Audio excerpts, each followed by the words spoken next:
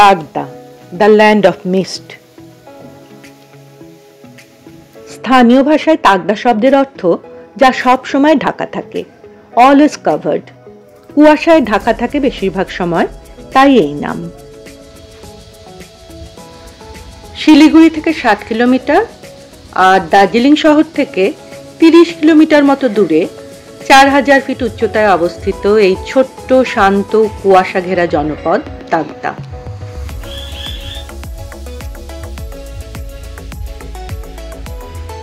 Takdah heritage bungalow number 10 নম্বর bungalow.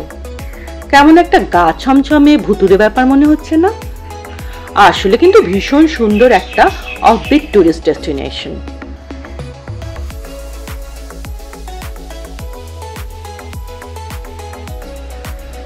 চলো এবার ঢুকে পড়া যাক তাগদা হেরিটেজ বাংলো নম্বর 10-এ।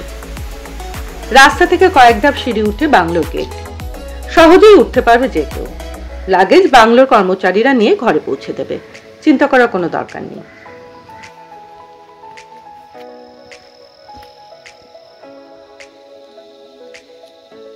ঢুকে পড়েছি বাংলো কম্পাউন্ডে, তোমরা দেখতে থাকো আমার সাথে।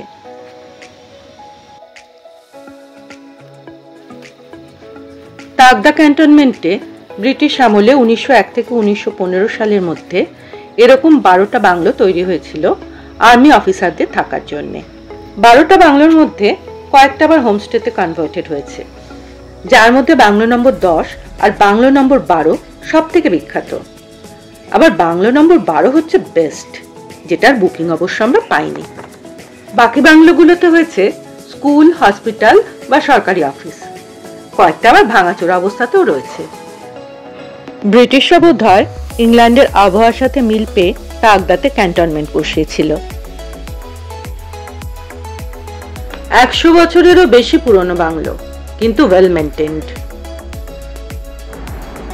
বাগান পেরিয়ে চলে আসলাম থাকার জায়গায়।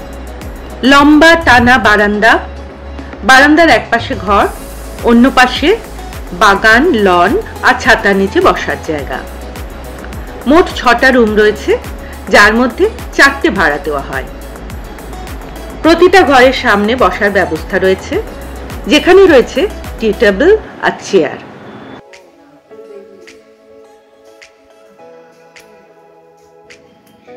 এবার চলো ঘরের ভেতরটা একটু দেখাই তোমাদের।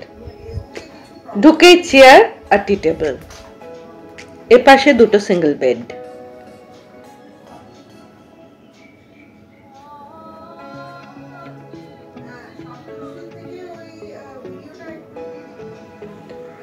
উল্টো দিকে দেওয়ালে সেই পুরনো আমলের ফায়ারপ্লেস।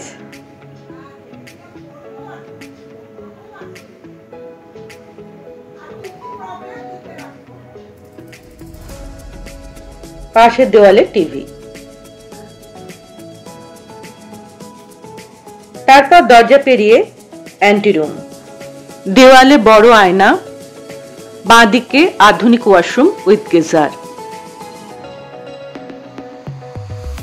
অ্যান্টিরুমের লাগোয়া রয়েছে আরেকটি ছোট বেডরুম। এখানে একটাই সিঙ্গেল খাট আছে, আছে ফায়ারপ্লেস।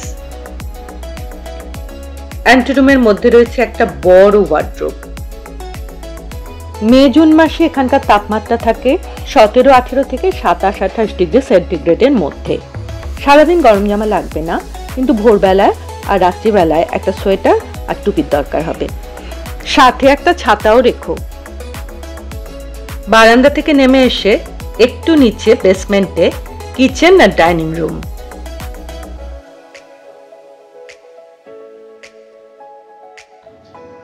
নিচে নামলেই দেখা হবে এই 2 গল্লু মল্লুর সাথে। একটু ভয় পেও না, খুব সুইট নেচার ওরা।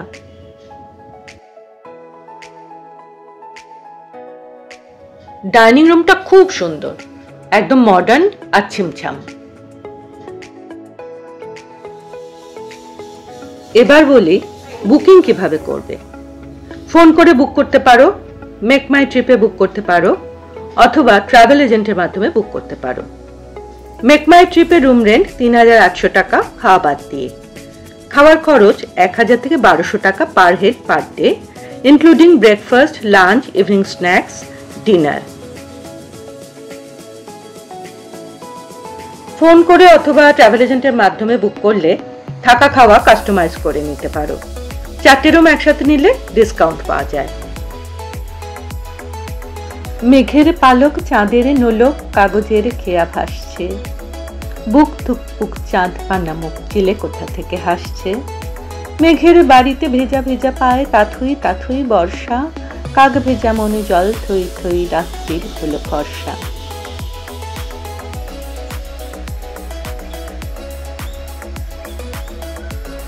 এখানে চেকিং টাইম দুপুর 2টো, আর এদের নিজস্ব ওয়াইফাই আছে যেটা খুব ভালো কাজ করে। আর একটা পজিটিভ পয়েন্ট, রান্না বেশ ভালো, আর পাহাড়ের বেশিরভাগ হোমস্টের তুলনায় খাবারের ভ্যারাইটিও বেশি। শুধু রিল্যাক্স করতে চাইলে এখানে বসে বসেই পাইন গাছ আর পাহাড়ের মাথায় মেঘেদের আনাগোনা দেখতে পারো, সে এক অপূর্ব দৃশ্য। আর আকাশ পরিষ্কার থাকলে কাঞ্চনজঙ্ঘারও দেখা মিলতে পারে। আমরা 6 বন্ধু এখানে 3 দিন কাটালাম। আমরা সকলেই মহিলা, আমরা কিন্তু ভীষণ সেফ ফিল করেছি, আমাদের কোনো অসুবিধা হয়নি।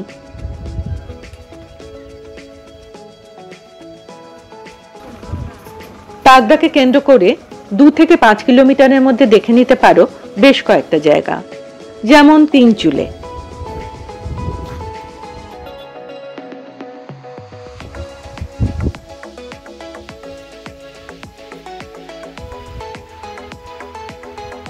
আর 3 চুলে যাওয়ার পথে 6000 ফিট উচ্চতায় অবস্থিত গুম্বাদারা ভিউ পয়েন্ট একদম রাস্তার উপরেই পড়বে।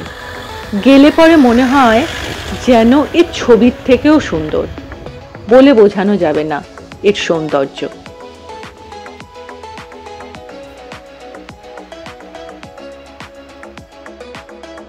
রংলি রংলিয়ার চা বাগানও ছবি তোলার জন্য একদম আইডিয়াল জায়গা।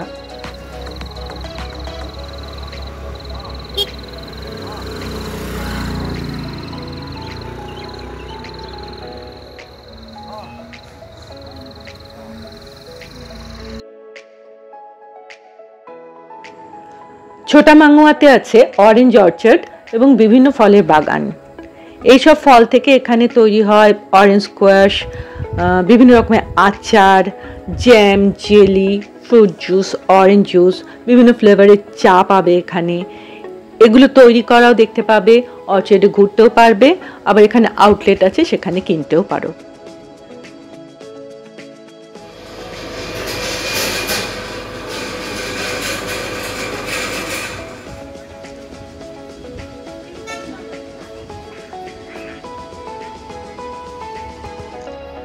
তাগদা থেকে 40 কিলোমিটার মতো দূরে আছে লাভাস ভিউ পয়েন্ট। যাতায়াতের পথে এটা দেখে নিতে পারো। এখানে রয়েছে তিস্তা আর রঙ্গিতের কনফ্লুয়েন্স।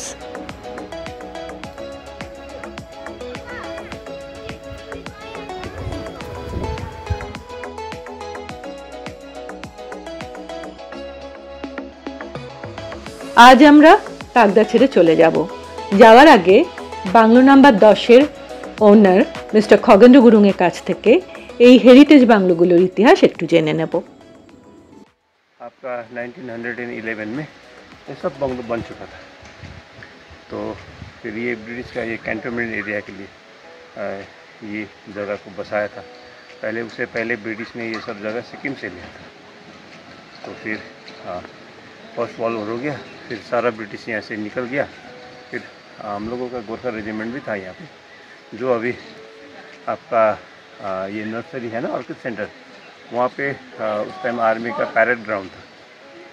तो फिर फर्स्ट वर्ल्ड वॉर में फिर चला गया, फिर उसके बाद में वो लोगों का रीसेटलमेंट नहीं हुआ।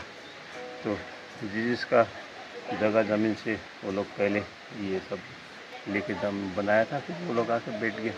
तो फिर 1947 में इंडिया इंडिपेंडेंट हो गया। तो फिर तब से फिर ये पार्ट ऑफ इंडिया ये हो गया। और ये आपका फैमिली का प्रॉपर्टी है अभी? अच्छा, आपका शुभ नाम? मेरा खगेंद्र। खगेंद्र, अच्छा, Khagendra Rai, Khagendra Gurung. Okay, thank you. এবার তো যেতে হবে, তবে আবার ফিরে আসার ইচ্ছে নিয়ে বিদায় জানাই সবাইকে। बाय, बहुत अच्छा लगा Thank you. Thank you very much for everything. Okay. Thank you.